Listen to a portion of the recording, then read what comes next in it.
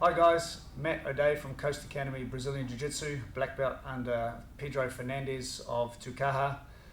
We're going to go over a whole bunch of fundamental movements to build the foundations of your Jiu-Jitsu game.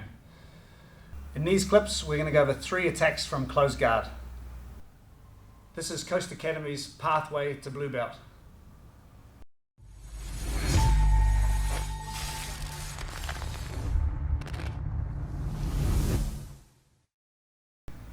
Attack number 1 is triangle. So there's lots of ways to set up a triangle, but one of the ways I like is to secure my partner's wrists, okay, whether it be at the sleeves or at the wrists. If you do at the wrists, you can use for no-gi as well. Okay, and I'm going to pull my partner's arm. And the same thing, this is natural reaction that your partner pulls back, and then I push this to his belly button. Okay, once I've done this, I'm going to unlock my legs and I'm going to jump my hips. Okay, to secure over my partner's shoulder. Very important, I get my knee and the bend of my leg right on my partner's shoulder. Then I can pull him down like I'm reeling in a big fish. Okay, from here, I grab my shin. Very important, because this shoulder lock is keeping my partner's posture down. I need to replace, when I unlock this leg, I replace it with my hand. And then I put my foot on the hip. The foot on the hip enables me to start moving, so that my leg now runs parallel with my partner's shoulders. Okay, especially if you've got a partner with big shoulders, you won't be able to finish the triangle if your leg is down your partner's back. So you have to use your outside foot to create the angle. From here, you lock it off all the way. Okay, don't pull on your foot, because you can end up damaging your own foot. Okay, use your shin. Don't let it go, and then wrap over the top. Bring your leg down to start squeezing. All right, if your hand is here, you can put this one underneath your armpit. Okay, then you also have an armbar as well. Okay, so triangle and squeeze. Once again, we'll do from this angle. Control the sleeves or control the wrists. I prefer the wrists. Nice big crab claw, I call this, with hands around the wrists. Pull your partner so he pulls back. Attach it to his belly button. Once I've attached it to his belly button, his arm becomes very weak, because he's only using the small external rotator muscles to be able to get his arm out. So he won't be able to get his arm back. And keep this one on your chest. Jump your legs up. All the way over your partner's shoulder, and you can tuck this one underneath. Pull your partner in, grab your shin, foot on the hip, adjust your angle, and lock your leg off. I'm trying to get my foot all the way to the ceiling, because this becomes a full stop for me, so my leg doesn't fall off. If it's down here, my leg can fall off. So keep your toes to the ceiling and use this to make the hole smaller. If he's still not tapping, put 2 hands on the back of the head and squeeze. Okay, so when you're doing a triangle, this is the difference, right? You pull your leg all the way in, and this is your triangle, and you start bringing down. At the same time, you squeeze your knees together. This makes the hole even smaller, and then start pulling your partner's head. Our next attack from close guard is a Kimura.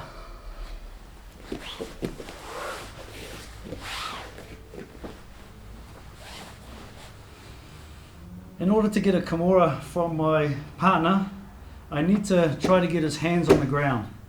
So this is where I use my legs and maybe use my partner's collar to pull him down to get his hands on the ground. As soon as his hands are on the ground, I use my hips and shoulders to make a bit of space, and I trap the arm again. So same thing, crab claw, trap at the base of the arm. Okay, then I'm going to shrimp out a little bit and come up and over. So I want to be armpit to shoulder. My hand goes over and through, so figure 4. And I want to now unlock my thumbs, and what I do with my knuckles is I reverse motorcycle grip. So that brings my partner's arm and shoulder in nice and tight.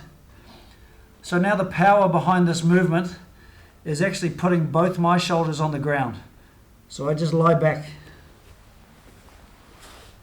From here, I do a little shrimp of my bum and I turn 90 degrees to my partner. 90 degrees. Another key is to keep this elbow nice and tight. Okay, so if it's loose, my partner's going to be able to squirm his arm out and might be able to get out of the attack. Okay, by keeping it tight, I know his shoulder is locked in place. Okay, and make sure your top leg is nice and heavy so they can't jump out. Now I try to get my partner's pinky to the back of his head. Nice and easy. So bring your partner down.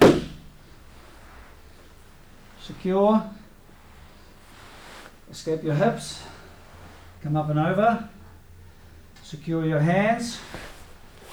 Shrimp your bum and lock your partner in. The reason I wanted to show you this angle is because if I can hook my partner's leg here and straighten this out, then this is very uncomfortable for him, and it also means that he's never going to be able to escape, right? So you keep this one locked down, stretch that one out, elbow down, and pinky to the back of the head. Next we have an armbar from closed guard. So this way is the traditional way that we would get our armbar. It's quite slow and methodical, but I think important for your fundamentals for your jiu-jitsu journey. So once again, I'm going to use my legs and I'm going to put two hands on my partner's sleeve. I use the envelope grip and I pull my partner down.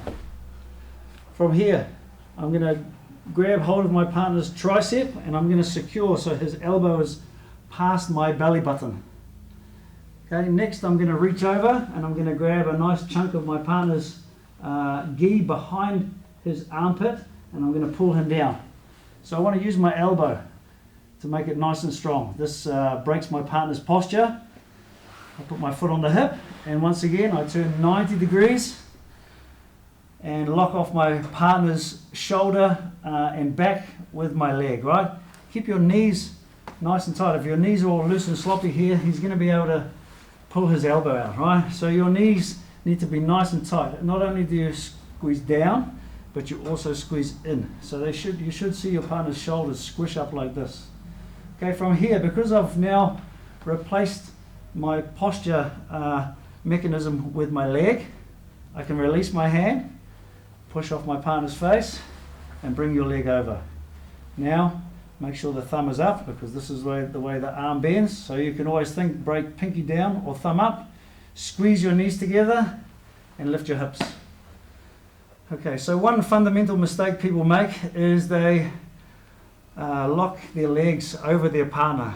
Okay, so when you do this, you create a gap and it enables your partner to stack you up.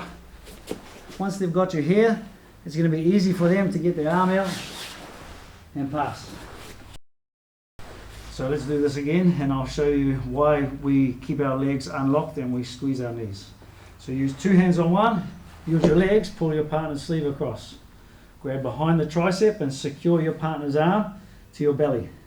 Reach over, grab the lapel, grab the back of the gi behind their armpit, and pull down. Break their posture. Foot on the hip. Use this foot on the hip to turn your shoulders so you're 90 degrees to your partner. Use your top leg now to break the posture so you can release. Push on your partner's head and bring it over, okay? And now we can secure the wrist or the hand and lift your hips. Okay, so if you do make a mistake and your partner starts to stack you, you can unlock this leg and you just look at neck control, right? So here, to get your partner back down and finish with the armbar. So don't worry too much if you make this mistake to start with, as long as you fix it when your partner starts to stack you. Here. Okay, then lift your hips, squeeze your knees together.